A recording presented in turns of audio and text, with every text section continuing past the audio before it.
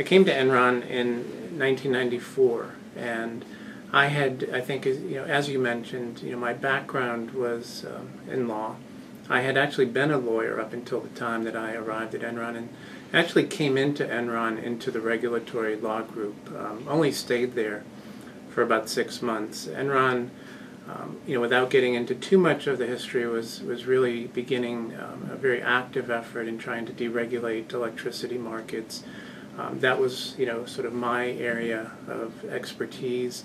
I moved from the law group to the regulatory and governmental affairs group fairly quickly, about 6 months after arriving at the company, and really built my career there, ultimately, as you indicated, heading up the government and regulatory affairs group globally, with about 75 professionals at its peak.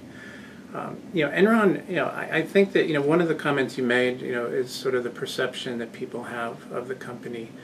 I don't think of being evil. I don't know that that always, squares with, sort of my perception or the perception of many other people that were there. Life is always, more complex than sort of, classifying something as good or evil. It was an extraordinary place to work. I have a 27-year plus career, 8 of which were spent at Enron. There was no place before Enron that I worked that was as much fun, that was as challenging, that had as much intellectual firepower concentrated in one place.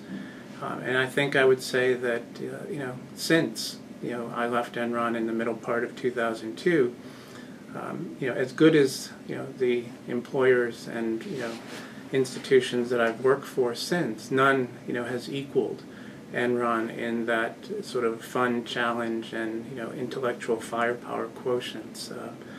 And I think that there is also, a sometimes simplistic analysis applied to what happens in a, in any institution or any human endeavor. It's never, it's never one or the other.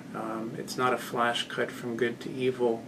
There's a very, incremental approach or, evolution of humans and human institutions, and I think Enron falls into that category.